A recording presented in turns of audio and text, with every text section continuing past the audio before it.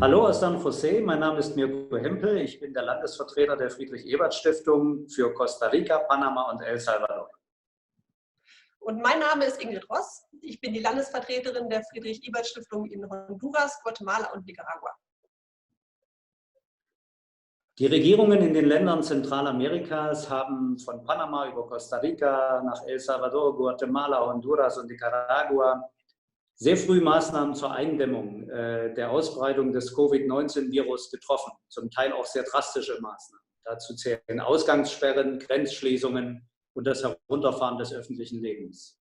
Ausnahme dabei ist Nicaragua im Moment. Die Mehrheit der genannten Länder verfügt nur über unzureichende Gesundheitssysteme.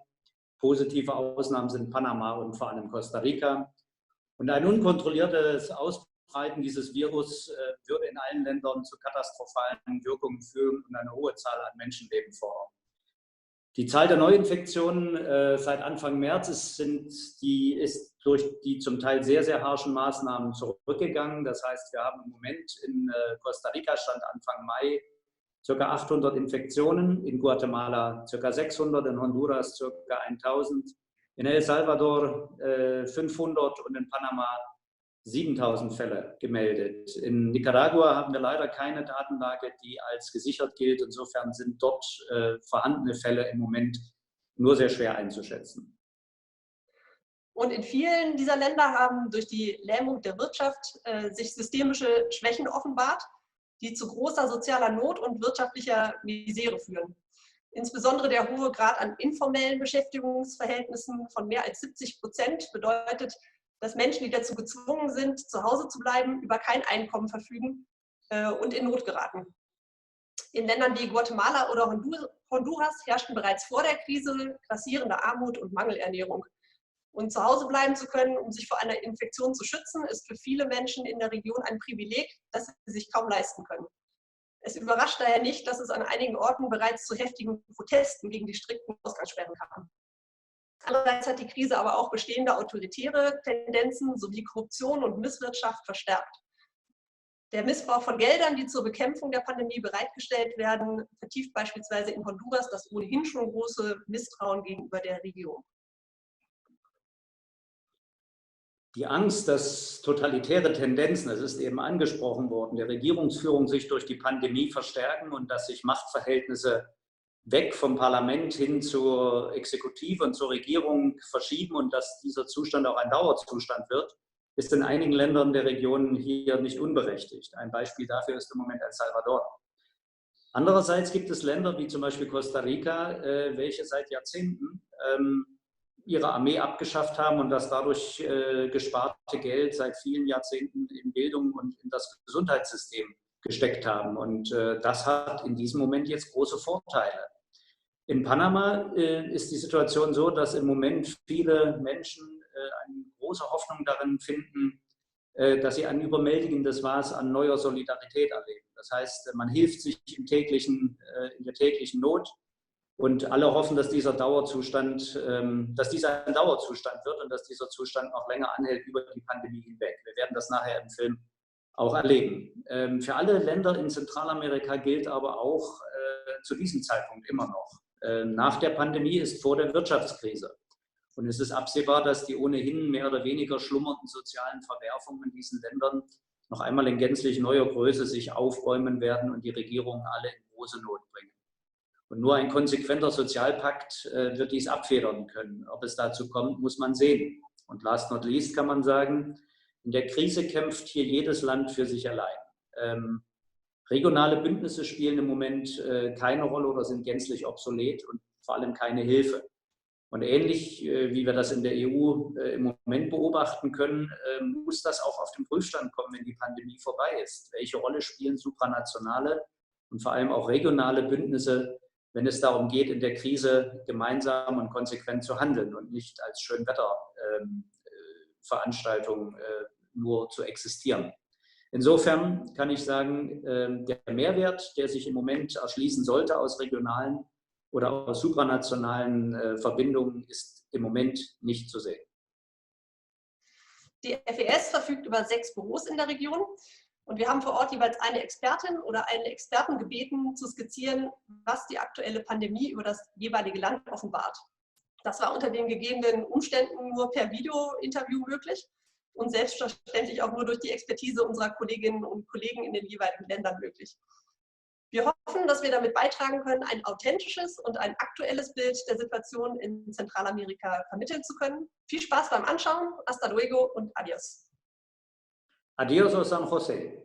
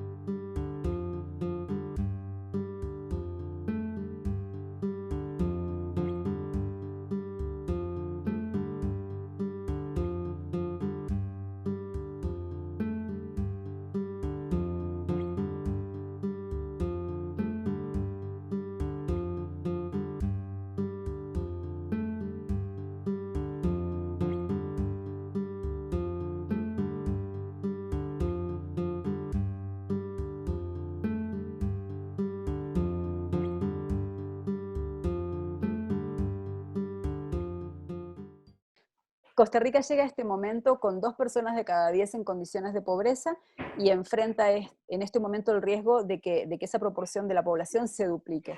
En este momento tenemos 1 millón de personas directamente afectadas por la pandemia. Si consideramos las personas ocupadas que perdieron su trabajo, perdieron ingresos y sus familias. Entonces, el país viene actuando decididamente frente a la pandemia, pero el riesgo del hambre y del estallido social que pueda traer acompañada ha venido acompañada de medidas mucho más lentas y mucho más instaladas en el debate prepandemia acerca del papel del Estado, con un centro político bastante corrido hacia la derecha en términos de lo que el Estado debería hacer, y con medidas que en el conjunto han sido muy regresivas. O sea, el conjunto de medidas ha sido claramente favorable al sector de la economía ganador, por decirlo en esos términos, de unas pocas empresas muy grandes, y regresivo respecto al resto del parque empresarial, a donde está la mayor parte del empleo, y de las personas trabajadoras. Este es un momento decisivo para lo que vaya a pasar, para cómo Costa Rica vaya a resolver la salida de esta emergencia nacional, y el presidente de la República tiene en sus manos, pienso, disyuntivas importantes respecto a qué sectores va a escuchar y en qué medida va a lograr concertar un espacio de negociación política mucho más amplio que el que ha participado hasta ahora de su gabinete, que es mucho más reflejo de una agenda económica ortodoxa, pro mercado, que de las visiones mucho más plurales que existen en la sociedad.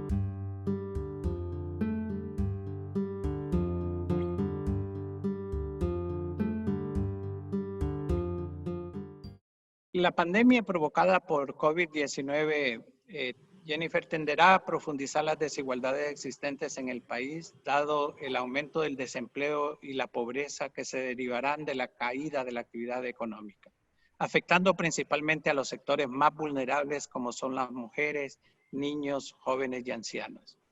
Esto en el marco de políticas públicas que no se modifican y que privilegian a la gran empresa sobre la pequeña y la mediana, al mercado externo sobre el interno y a la opacidad sobre la transparencia.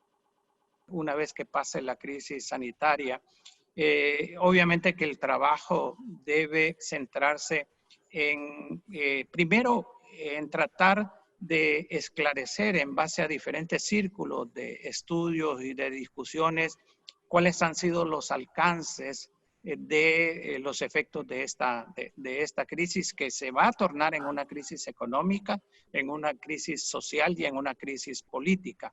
Porque algo que no mencionamos, Jennifer, en el transcurso de la entrevista, es de que hay una tendencia autoritaria de Juan Orlando Hernández, y yo no descarto que quiera aprovechar la crisis para quedarse más tiempo en el poder, porque él tiene tantas deudas con la justicia, no tanto nacional, porque no funciona en Honduras, sino que de los Estados Unidos, que para él mantenerse en el poder es casi un imperativo.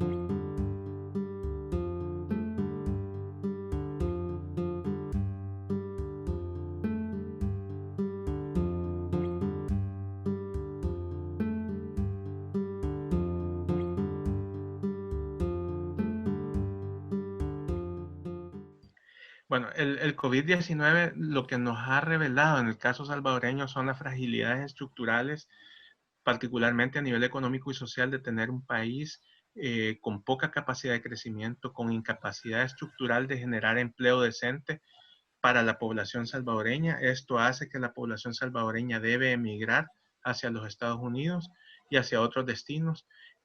También tenemos un país desigual, donde prácticamente más de la tercera parte del país vive en condiciones de pobreza multidimensional, con carencias de ingresos y con carencia de acceso a servicios básicos, con un sistema de salud fragmentado, con pocos recursos fiscales para atender las necesidades estructurales de la población y las necesidades emergentes.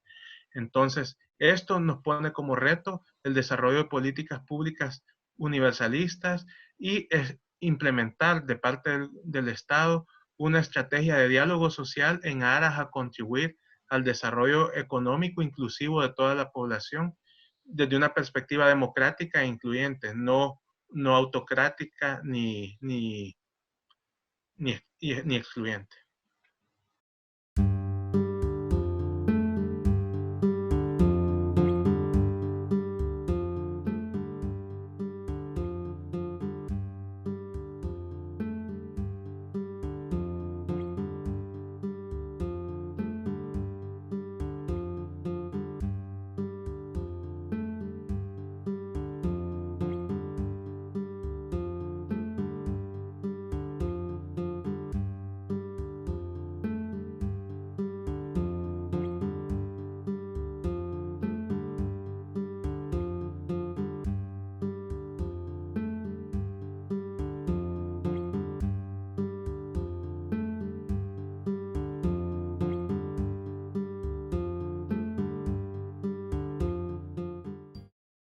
El Estado debe ser un garante de la salud y no ver a la población o como cliente que tiene que ir a buscarse la salud en lo privado o como beneficiario, ¿verdad? Que entonces es, lo que recibe es caridad pública, sino ir pensando en la ciudadanía como pues, portadores de derechos y en el Estado como un garante de derechos, ¿verdad? Nunca hemos tenido un Estado social, ¿verdad?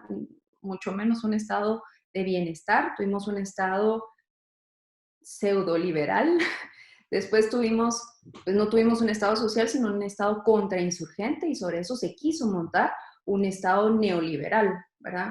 Entonces, lo poquito de Estado que hubo, más contrainsurgente que otra cosa, pues se redujo y el Estado nunca ha jugado un rol de garante del derecho a la salud, sino más bien ha sido un Estado paliativo, ¿verdad? Digamos, esto nos redirige, ¿verdad? O nos vuelve a poner al centro de la discusión el Estado, ¿verdad? ¿Qué Estado queremos? ¿Qué Estado necesitamos? E ir construyendo un Estado justamente para garantizar derechos, ¿verdad? Derechos civiles y políticos, porque el tema de seguridad y de, digamos, libertad de expresión y todo eso también está en este momento en discusión.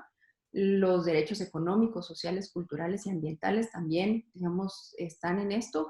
Y pues hay que ir pensando en justamente un Estado garante de derechos que implica construirlo, que implica invertirle, que implica, por ejemplo, repensar la política fiscal, ¿verdad? Y tener reformas fiscales para poder construir ese Estado que se necesita, ¿verdad?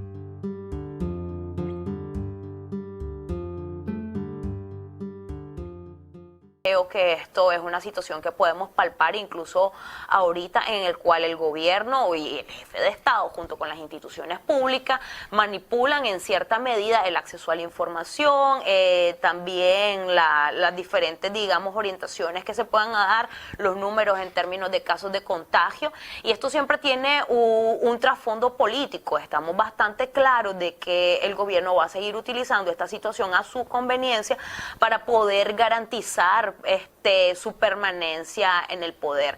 ¿En qué medida? Bueno, ya una de las primeras acciones que tomó Ortega fue solicitar que se le suspendieran las sanciones que han sido implementadas, que han sido orientadas hasta a ciertos funcionarios acusados de romper el orden constitucional y de violaciones a derechos humanos, usando como excusa el tema humanitario, aunque en Nicaragua ninguna de las sanciones que se ha aplicado restringen de manera alguna el acceso a fondos para mitigar o para adquirir equipos que permitan controlar o hacer frente a esta expansión de la pandemia. Ortega va a utilizar todos los mecanismos que estén a su alcance, incluyendo eventualmente poder declarar un estado de excepción por una cuestión de emergencia humanitaria. Eso debilitaría, digamos, todas las formas de fortalecimiento del ejercicio de la democracia. Además de que también esto afecta los próximos escenarios electorales que vayamos a tener, porque indudablemente esta pandemia va a debilitar y va a afectar la intención de participación de los ciudadanos, porque vas a tener un sistema económico debilitado debido a todo lo que esto conlleva. Ya incluso los organismos internacionales han dicho cómo esta crisis va a impactar en la economía de los países de Latinoamérica, y cuanto más en una economía tan débil como la de nosotros, vamos a tener una ciudadanía que va a estar mucho más interesada en atender sus problemas humanitarios, sus problemas de salud, que realmente en participar en un proceso electoral como tal, lo cual es perfectamente comprensible, pues porque la gente tiene un orden de prioridades, y yo creería que precisamente es a lo que apuesta Ortega, a debilitar y desenfocar a la gente para que el tema de la permanencia en el poder no sea una prioridad para el resto de los ciudadanos.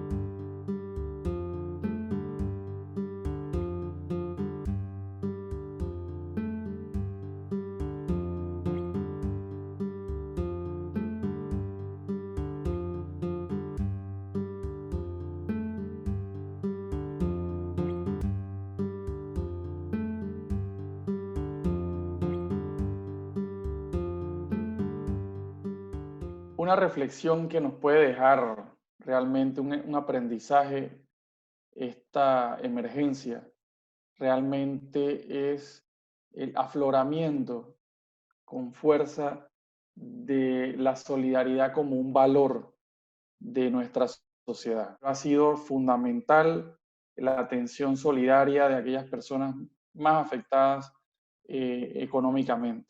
Pero la ciudadanía, muchas pequeñas empresas, medianas empresas, grandes empresas, organizaciones no gubernamentales, ese tejido social de nuestro país se ha volcado realmente a buscar medidas de solidaridad con aquellas personas que dentro de su radio de acción los pueden apoyar y colaborar. Eso creo que es rescatable, eso es resaltable en este momento y la marca que está dejando esta emergencia en la sociedad, no solo en el panameña, sino en el mundo, estamos seguros que va a seguir adelante, ¿no? Una vez que pasemos la fase aguda de la emergencia y empecemos ese proceso de volver a una normalidad, esa nueva normalidad va a ser muy diferente de lo que tuvimos hasta el día 9 de marzo. Va a surgir una sociedad con otro nivel de conciencia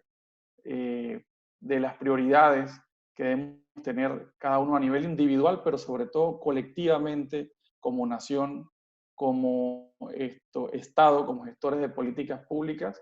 Es importante que el país mantenga esa senda de la solidaridad como un valor a defender y a impulsar a partir de ahora en adelante.